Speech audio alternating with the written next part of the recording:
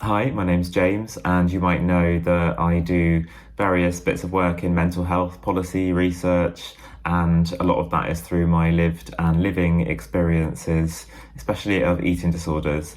And I wanted to do a short video about a paper that's out in Lancet Psychiatry that I wrote alongside some colleagues, which is about eating disorders care and is called Untreatable or Unable to Treat, sort of looking at the different challenges that are there for people with long-standing and severe eating disorders. And I wanted to say a little bit about why we wanted to do this paper and why we think it's important to challenge some of the issues that we raise around what we do for this group of patients, how we understand their condition, and to respond positively with the many things that we can do in the face of challenges that are very real, but I think at the moment, or certainly in some areas, are being responded to in the wrong way, and that we're going in the wrong direction in terms of how we understand and respond to people with eating disorders of this kind of presentation.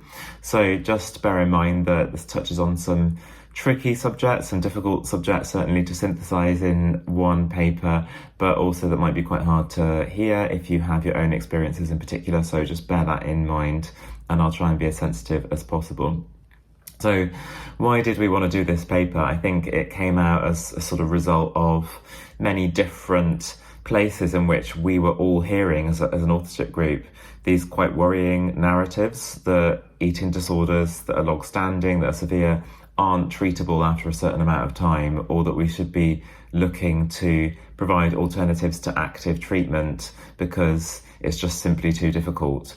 And I think on a gut level, we don't want to hear that. Certainly if you've got living experience and you're going through certain problems at that moment, I think it can be very despairing and not inspire the hope that you might need and the optimism to engage with your treatment, which is certainly the case for me during this period in which I've written and convened and sort of edited this paper. I've been in treatment for an eating disorder of a long-standing duration that's severe, and been in and out of hospital, and hearing these narratives of, patients need to be provided an alternative care pathway that perhaps withdraws treatment and sort of gives up on the idea that recovery is possible, or that it's just too harmful, the harms outweigh the benefits. This has been really difficult on a gut level, not necessarily on a rational level.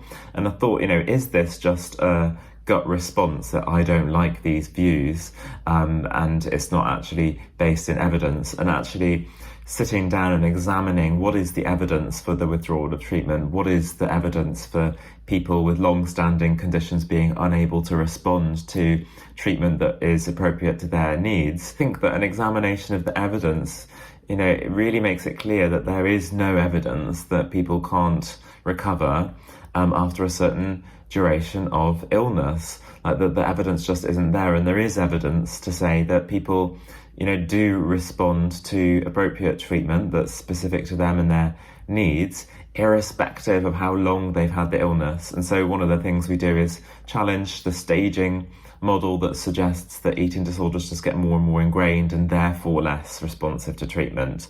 Perhaps maybe it's something about the treatment kind of needs to change. And I think that there's this dual thing that we talk about in the paper, that's we both need to find new treatments. That's on the one hand, because the ones that we do have could be more effective, but also that we shouldn't just throw out the ones that we do have. So we're not at the pinnacle of what can be offered. There are more things that can be tried, but are the things that we're actually using at the moment delivered effectively with the right level of resource, with the right level of intensity? And some of the best parts of the paper, I think, are where some of our lived experience authors, whether that's from the perspective of having an eating disorder or caring for somebody with an eating disorder, use some of their own narrative to bring some of these issues to light, really, where some of our carers in particular have said, that people with eating disorders don't necessarily not get better because of their condition, it's because of a lack of treatment for their condition. And that's certainly something that I've found in my case, that when I've had more intensive treatment, that's been the vast minority of my time with an eating disorder, I have responded, but well, and been able to make really significant strides in recovery, but that is withdrawn very prematurely, not necessarily reliable, or you move area and that changes.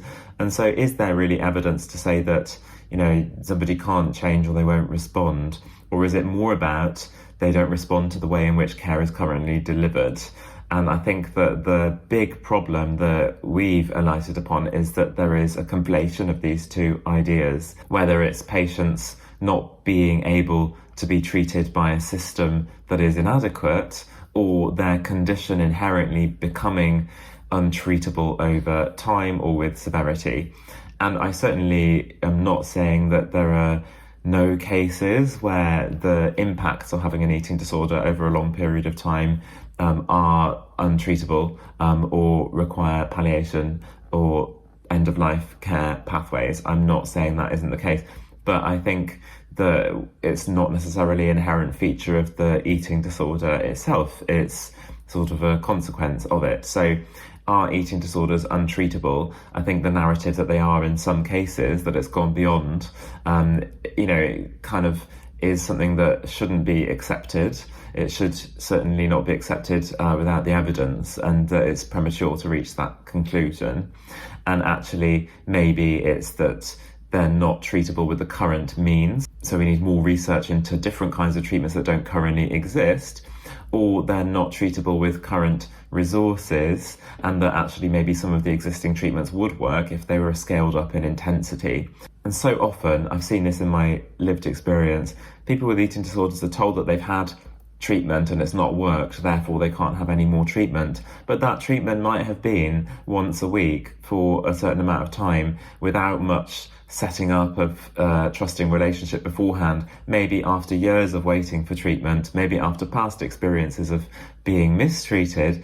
And to say that that patient therefore is untreatable and overlook all of those contextual factors, all of those systemic factors, I think is just so unethical. I think it's really failing to meet the aspirations of excellent care for people with eating disorders. And it's been really disappointing over the last year, I think, in my case, to have encountered these narratives that say eating disorders are untreatable, or even worse, that the patients need too much, that they're demanding too much, or that they're not engaged. They kind of want to be dependent, but they don't want to engage. They don't want to change. They're manipulative. Like, these narratives I thought belonged in the past, and I've seen them surface and not be challenged. They're sort of met with silence and even agreement within eating disorders professions. And I find that so disappointing. I find it very unambitious.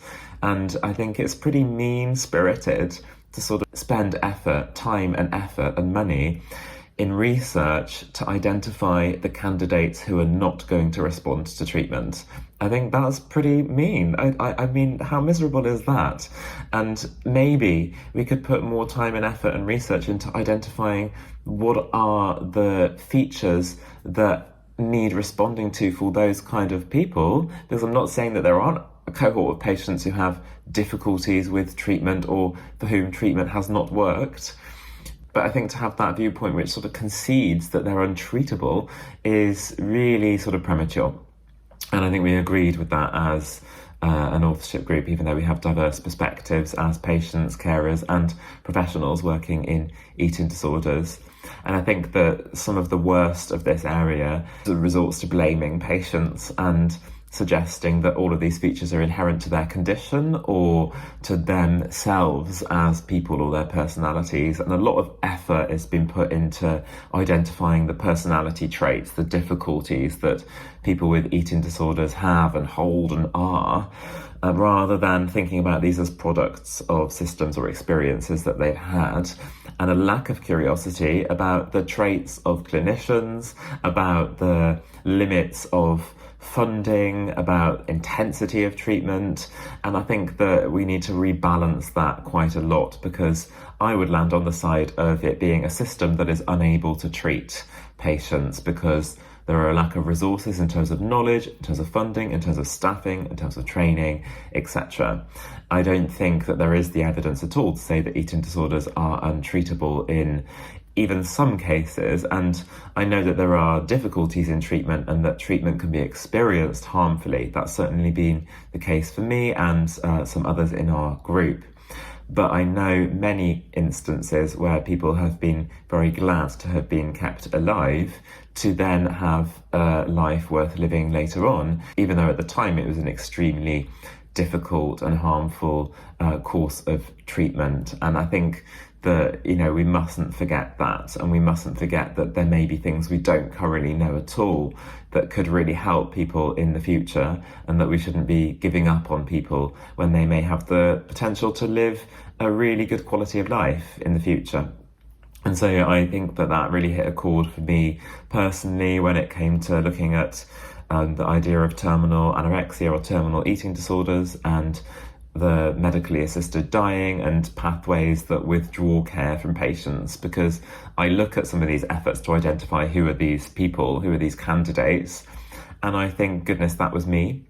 And now I live a life where I can do work, I can function. I'm still really quite unwell, but I don't see that as a product of my own deficiency or the nature of my illness. I see that much more overwhelmingly as a lack of access to treatment. And I think that, it's quite scary in a way to see that had it been the case that I had a pathway on offer to me that I could agree to rather than resist, like all the other treatments that I've often resisted because I've not been able to trust those who deliver them and haven't been able to have any hope in it that it would make a difference, then I probably would have agreed and been agreeable and asked for that, and that might have been met with more enthusiasm because I am being compliant and agreeable than than in my experience of having to engage with the treatment that's been really very, very difficult. And I'm not saying that palliative care or withdrawal of treatment is easy at all, but I think that there is a difference between a patient who is willing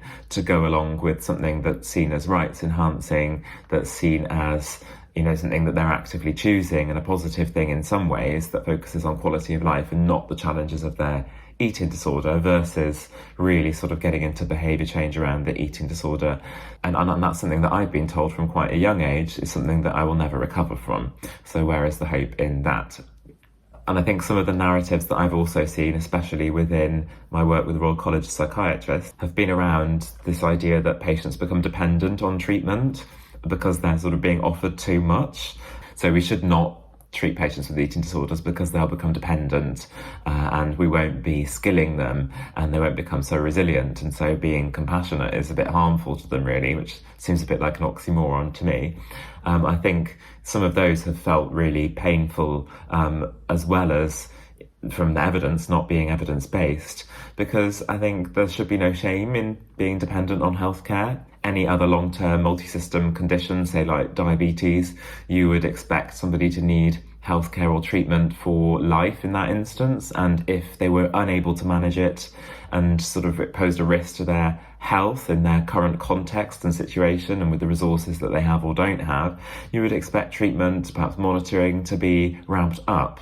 But with an eating disorder, in my experience, I found that the less I've been able to manage over time, the more it's been used as evidence that I will never respond to any treatment and therefore it's not worth trying. Now, I think that that is a particularly hopeless situation to be in that can only exacerbate some of the feeling of blame and shame that can feed directly into things like low self-esteem and self-criticism that we know are implicated in the psychopathology of eating disorders, that can only lead to a sense of hopelessness and why is it worth even trying. And I do think that people need positive motivations to recover, and if you're inspired by fear rather than perhaps positive motivation, then you might freeze, and that you may feel like there is no point in engaging in treatment if there is this hopeless narrative or therapeutic nihilism that it won't make any difference anyway. And actually, what about finding the evidence for where it really does make a difference for these more complex cases, and putting less attention perhaps into, well, how can we withdraw care from these people in the most humane way possible? So I think that it's really important to remember that the patient experience is often that they are asking for care, that they are wanting to engage, and that it services and a system that is not engaging with them. Like, that is the predominant experience that I've had and many others. And so it seems really it seems very bizarre, this idea that somehow services are giving too much treatment. That is really something that I struggle to understand or have much sympathy for. I do have a lot of sympathy for the struggles that healthcare professionals face working in eating disorders, and I think this is where a lot of these narratives come from, if we're honest. I think that there really is a culture of fear among some professionals that they can't manage the risk or the caseload or the severity of people and the needs of people, not the demands that they're making as unrealistic, unreasonable patients, but the actual bottom line healthcare needs that they have, because it is impossible to manage that level of risk with the few resources that exist in many services. And I wouldn't want to deny that, but I don't think that the answer is to frame it as, oh, these patients need too much, and actually it would be more helpful for them if they didn't have the care that they might need, and they might suddenly find a way of standing on their 2 feet. Or it might be, more helpful for them to have care withdrawn and for them to end up losing their life to this illness that could otherwise perhaps have been treatable. And, people often say that they've tried everything. What do you do when you've tried everything? Well, I know that there are cases where this isn't really interrogated to the level that it should be, where people have been allowed to die, where there haven't been second opinions, where there haven't been assessments of co-occurring conditions and this kind of stuff. And this is happening in the UK, certainly.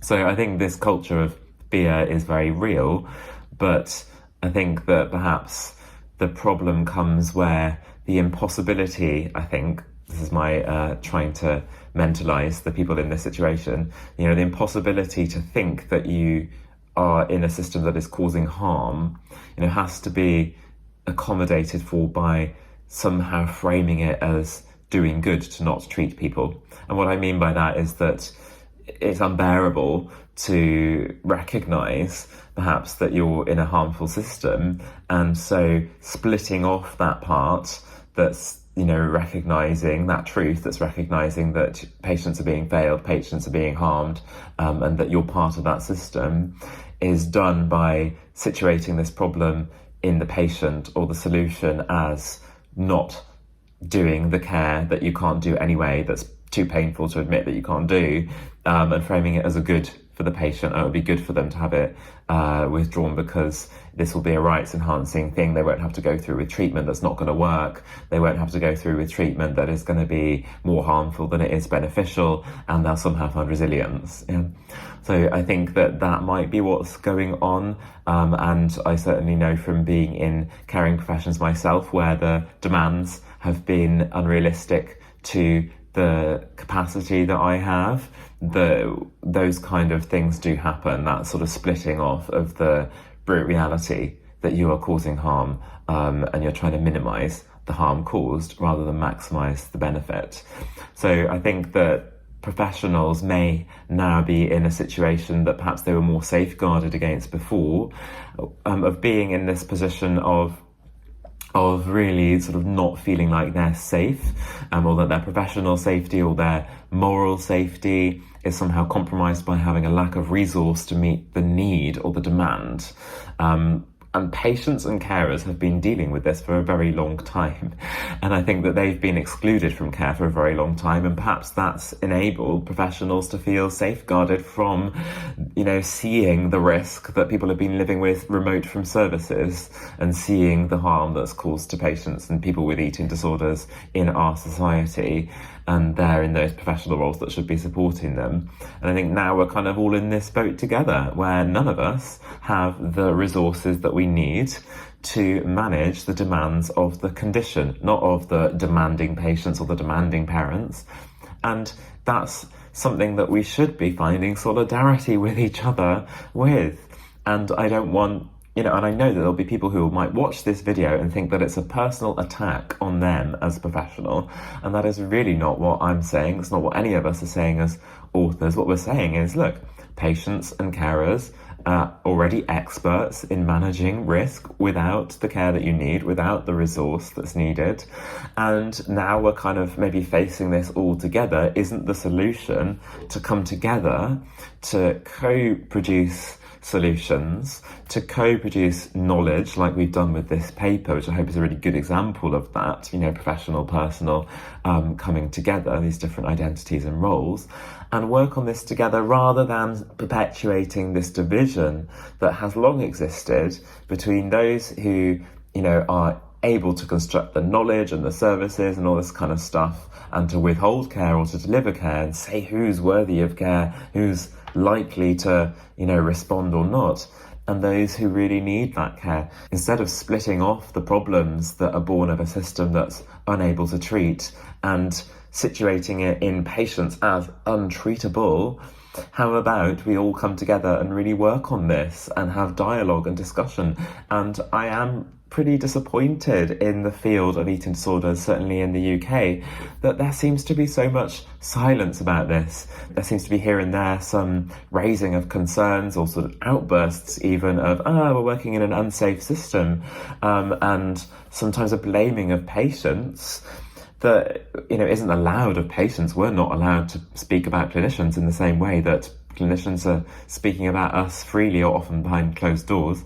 And how about not doing that and coming together? I think that lack of willingness to engage in real dialogue and real co-production is something that I've felt and something that I've wanted to show can be done in a different way. And by doing this paper, hopefully giving an example of how patients and carers and professionals with very different perspectives, with very different experiences professionally and personally, can actually approach really complex issues and come together and find some baseline of standards that we can agree to, even though there will be outlying cases, even though there will be individually specific situations and a variety of opinions and preferences amongst professionals and patients and their families. So I think this paper is something that I'm really sort of quite proud of, and it's not very often that I say that, but I hope that it's something that has impact. I hope it's something that people will want to talk about and won't just be met with silence from quarters who I know will find it quite difficult and challenging to read in terms of maybe feeling like it's a personal attack. And that's not something that I or any of the authors want. What we want is to really sort of return to baseline principles around what care should be aspired to for patients with eating disorders or any condition, and that eating disorders aren't different within mental health or within health in general, and that it shouldn't be a special case. So I wanted to finish, now that I'm being blinded by the sunlight, with just a quote here from the paper. There are many narrative quotes within the paper that you'll have been seeing during this video, which is quite nice to just look at whilst I'm talking at you. But I wanted to finish with our conclusion to the paper. Despite the number of challenging subjects discussed, these are shared challenges that must be overcome together and not lead to division. Patients are not demanding too much or requiring excessive resources to get better. Rather, they might require too much of what is available within an overstretched and under-resourced system that does not yet have enough evidence of what treatment works for whom. The problem is that the system is too often unable to treat. Not that long-standing eating disorders are untreatable conditions, or that healthcare professionals are incapable of helping when they have adequate resources to do so. We realise how difficult it is not to conflate the complex issues involved. The difficulties of not being cared for and not being able to provide care are shared, as is the task of creating a more hopeful alternative together. So I hope you can see that this paper has been written in a really compassionate way, in an empathetic way for all involved, because my heart goes out to people who are involved in the care of eating disorders, whether they are receiving care, whether they're supporting care, whether they are overseeing care or delivering care. I think that we are all in this shared struggle together, and division is just not the way forward, and we can't start to reach for solutions that excuse us from really addressing these problems, the real problems of lack of resources, lack of knowledge. I think we need to really think about actually building the fundamentals of the good care that we will see in the future if we come together and work on it together.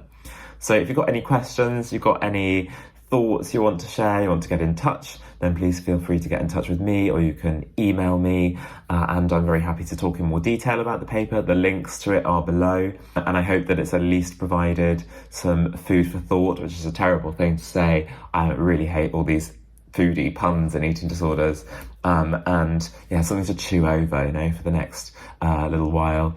And thank you very much for watching this video.